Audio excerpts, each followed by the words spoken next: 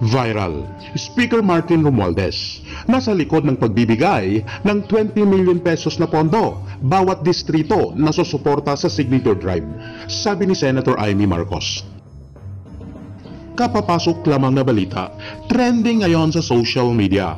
Nakatitiyak si Senator Amy Marcos na ang opisina ng kanyang pinsang si House Speaker Martin Romualdez ang nasa likod ng umano'y 20 million pesos na alokasyon para sa mga distrito na nakikiisa sa signature drive tungo sa pagkakaroon ng charter change o ang CHA-CHA.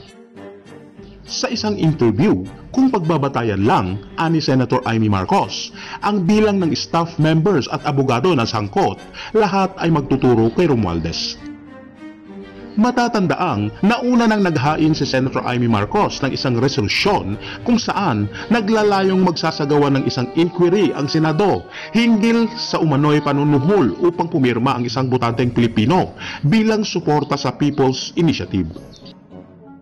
Nagkakahalaga ng 100 pesos para sa bawat botante ang umano'y suhol, habang bibigyan naman ng 20 million pesos mula sa government programs ang mga distritong nakamit ang kinakailangang bilang ng mga pumirma bilang pagsuporta sa inaasam na pagbabago sa 1987 Constitution. Sa hiwalay naman na interview ay muli itong itinanggi ni Romualdez at sinabi pang maraming marites sa Senado. Samantala, grupong pirma, target na makakuha ng 8 million na lagda bilang suporta sa charter change. Target ng isang grupo ng mga tagapagtaguyod ng charter change o ang CHA-CHA sa pamamagitan ng People's Initiative na makakakuha ng 8 million na pirma sa loob ng 3 buwan. Ayon kay People's Initiative for Reform, Modernization and Action o ang pirma, Lead Convener Noel Oñate, kumpiyansa sila na makakakuha ang kinakailangang 12% na pirma ng mga botante sa buong bansa.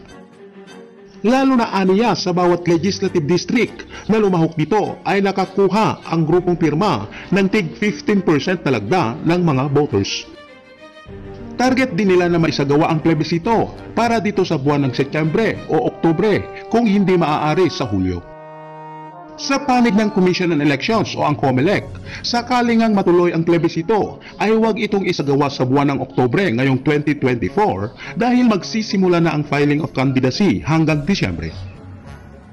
Pagpasok naman ng Enero hanggang Abril 2025 ay preparasyon na nga ito para sa midterm polls. Para sa full body, mainam na gawin ang plebisito tungo sa pagkakaroon ng CHA-CHA sa taong 2026 kung saan tapos na ang halalan. So, yun na nga po ang latest balita kay Senator Amy Marcos at ang kanyang pinsan na si Martin Romualdez. Para sa inyong mga reaksyon at mga komento, please comment down below, i-like at i-share ang aking mga videos. Paki-subscribe na rin po ang aking channel. Maraming salamat po.